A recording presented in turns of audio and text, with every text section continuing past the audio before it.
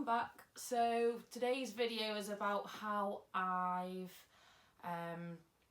basically broken my thumb and pulled out my ligament. In my last video you may have noticed I had this splint on,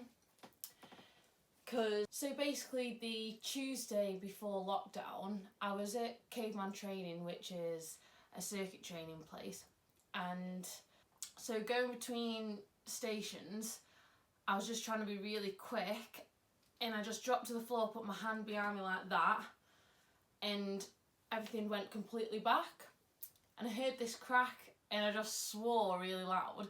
But because we always have really loud music on at Cave anyway, nobody heard me, which I was quite relieved about because I felt a bit embarrassed. Normally I have a really high pain tolerance, so I just shook it off. But I was like, oh, that actually really hurt me. And I thought, shall I go home? But I was only halfway through the class. And I thought, nah, I'll only be doing another 20 minutes tops, so I may as well just carry on. And it was really hard to like grip the bars and everything because my thumb was just not really doing what my brain wanted it to do. And all the PTs were there as well, with it being 2 days before the second lockdown. And I'm one of the weakest people there because a lot of people at Cave are quite strong, but everyone's proper lovely. And they were all trying to push me and come on, do another 4 reps. I really hurt myself. I had to cancel my class the next day, which I was really gutted about. Carried on working and everything. My whole hand was swollen and it was purple and green. And my friend who's a nursing assistant had said to me, I think you've chipped the bones, so you should probably get that checked out. And my brother said it looked like his thumb did when he broke his thumb. But I was like, oh no, it'll be fine. I'll be okay. It'll just be bad bruising. Anyway, a week after, I was at work and a lad showed me a really bad scarring that he had on his thumb because he'd done the same thing and he'd had to have a big operation because he left it a year before he did anything. So I went to my local A&E. I felt like an idiot because this injury had been there a week, but it turns out that it was actually broken, so it was a good job that I went. 2 days later I was supposed to have a virtual appointment because of coronavirus, but they ended up calling me at work and saying, can I get to the fracture clinic? So I went down and that's when they found out that I'd completely ripped out my ligament as well as breaking my thumb and that it needed surgery. So I had 3 professional opinions, 2 of which were surgeons, 1 of which was a surgeon who actually ended up doing the operation, and they said that I needed to have it done ASAP basically. So this was on a Wednesday and they booked me in for an op on the following Saturday morning, and they said, you know, don't smoke after midnight, no by mouth from 2:30 in the morning, but they said make sure you call the ward before you come in just to make sure that there is a bed for you. So I got up early, get my ready, call the ward, yeah there's a bed for you, but don't come in now, we'll give you a call between 8:30 and 9 AM. So I'm waiting, 10 to 9 I get a call saying, oh there's loads of trauma, we're going to have to postpone your op, we'll give you a call tonight and you should be seen about 2 AM on the Sunday morning. So I'm waiting for this phone call. Again, I'm having to do the whole nil by mouth and it's really kind of frustrating because I don't know what's going on, and it's like, am I having an operation in a few hours? Am I not? I don't know. So it gets to 9:30 and I've heard nothing. So I called the ward and it was the same guy I spoke to in the morning. He was back on shift and he was like, oh, no, none of the day staff had even said to him that he was supposed to be calling me and that I was supposed to be having this operation at 2 AM. So he was like, there's no way that's going to happen.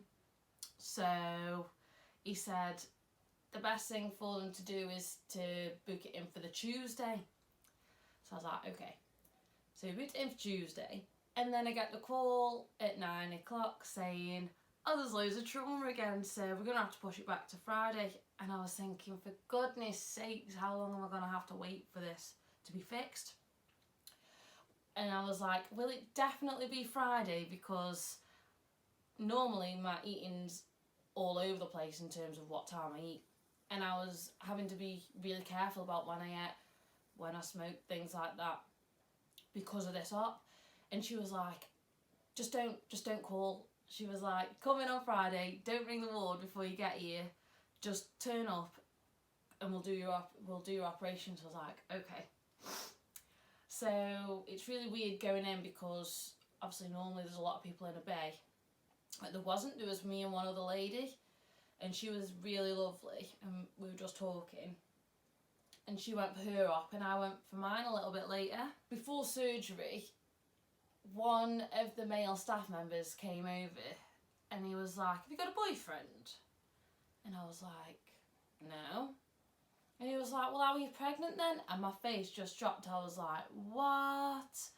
And then this nurse come running around the corner and she was like, just ignore him, he's such a wind up, you're not pregnant, it's fine. And I was thinking, thank goodness for that, because that would have been a nightmare. I had surgery earlier in the year and it was completely different to how it was when I went last Friday.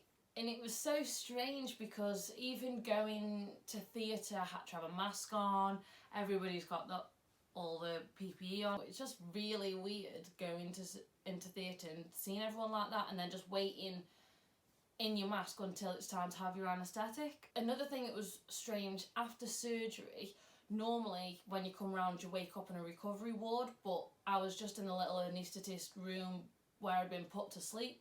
The male nurse who I mentioned earlier, who asked me if I was pregnant, he came in and I was like, where's Donna?